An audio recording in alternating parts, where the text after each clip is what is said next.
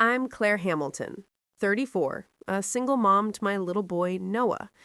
Life hasn't been easy, and some days it feels like I'm barely holding it together. But I keep going. I work long hours at the library and take on freelance writing at night, just to make sure Noah has what he needs. It's exhausting, but over time I've learned something important. You can survive almost anything if you refuse to give up. The night that changed everything started at my cousin's engagement dinner. Vanessa Reed, the bride-to-be, was radiant. Silk gown, perfectly styled hair, a kind of smile that made the whole room pause. I hadn't spoken to her in months, not since she made a cruel joke about single moms at a barbecue last year. I had smiled politely then, but the words had stung. So when the invitation arrived, I hesitated. Thick cream cardstock, gold lettering. Fancy. Pretentious. I wasn't sure I wanted to go, but my mom called me 3 times, her voice gentle but firm. Just go, Claire. Smile. Be polite. Don't cause a scene. That's her advice. Always. I went. For my mom, yes, but mostly for Noah. I dug out my nicest dress, borrowed heels from a neighbor, and let Noah pick a necklace for me. He chose a tiny silver star. "It's like your little spark," he said, grinning. Holding his hand, walking into that restaurant with its white tablecloths, dim candlelight, and crystal glasses, I already felt the weight of eyes on me.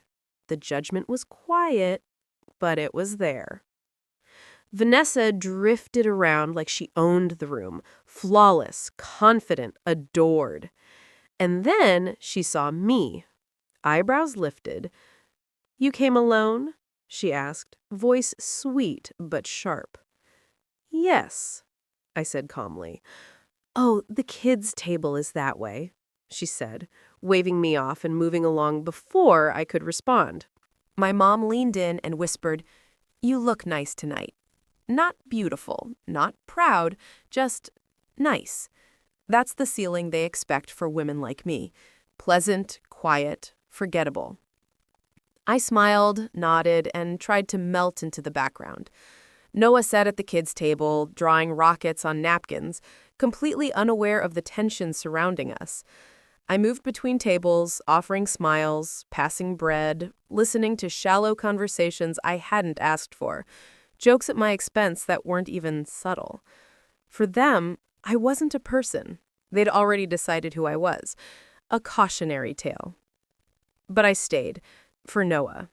For the girl I once was, the one who still believed family was supposed to be safe. Then came the main course. Vanessa stood, champagne flute in hand, ring catching the soft light, and tapped it with her fork, all eyes on her.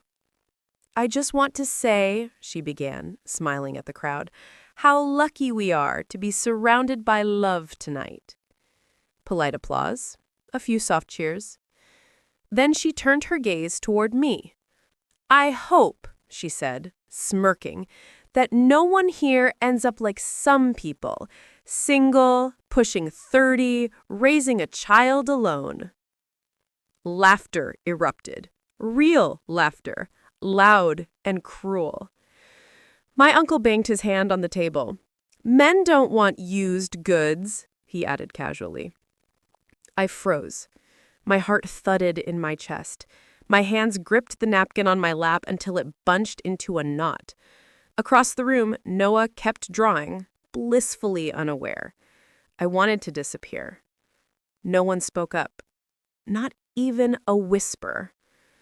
Vanessa, satisfied with the laughter, moved on, joking about how her fiancé, Ethan, would never survived without her guidance. My aunt leaned over and whispered, "Don't take it personally. She just likes being the center of attention." But this wasn't about attention. It was about power. The power to humiliate and remind everyone I didn't belong. I thought about standing up, saying something sharp, walking out in fury, but I didn't. I stayed. I reminded myself, I am not what they say I am. I looked at Noah, crayons in hand, and made a promise to myself. I wouldn't let their cruelty rewrite my story. And then, unexpectedly, Ethan stood up. He didn't go to the bar or the restroom. He walked straight to me. Chairs stopped moving. Forks paused mid-air. Even Vanessa froze, confusion replacing arrogance. He said, "I think people need to know something." The room went silent. Thick, suffocating silence. "You all treat Claire like she's a failure, like her life is a joke," Ethan continued. "But you don't know her story. You don't see her strength." I felt my throat tighten. 2 years ago, I went through a rough time, he said. I lost my job, fell into a depression, drank more than I should. Family said I was weak. Claire? Claire checked on me every week. She didn't just offer kind words, she gave her time. She helped rewrite my resume, connected me with opportunities, babysat my niece so I could attend interviews. She didn't want credit. She didn't expect praise. She just helped. He looked at me. You were there when no one else was. Then he faced the room. So when you laugh at her, you're not laughing at a single mother. You're mocking someone who gave hope, who gave strength, who showed real courage. The room went completely still. Vanessa's cheeks burned red, not from embarrassment, but from fury. My uncle shifted uncomfortably. My mother clutched her glass, trembling. No one spoke. The balance had shifted in a single moment. Vanessa tried to interrupt. "You're embarrassing me." "No," Ethan said, calm, firm. "I'm being honest. Someone had to." Then came the question everyone was thinking. Do you have feelings for her? Ethan's gaze was steady. I have respect for her. Deep respect. And maybe if you spent less time performing perfection and more time truly seeing people, you'd understand why that matters. The words hit harder than anything that night. For the first time in years, I felt truly seen. Not as a stereotype, not as a punchline, but as me, Claire, mother, survivor, woman. I looked at Noah, smiling at his rocket. "Ready to go home, baby?" He nodded, hand in mine. That was all we needed. Ethan gave me a small, quiet nod. You are seen. Walking out, I held my head high.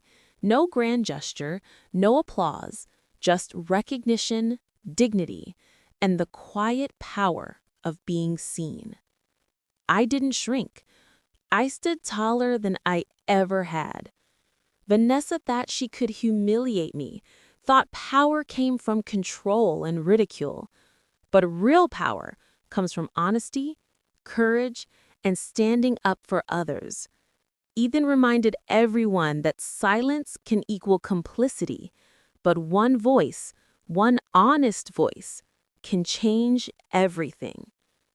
If you've ever felt invisible, underestimated, overlooked, remember this. You don't owe anyone your shame, your silence, or your fear. The most unforgettable victory isn't vengeance. It's living your truth, steady, unapologetic, and fully present. Noah and I stepped into the cool night air. The heaviness lifted.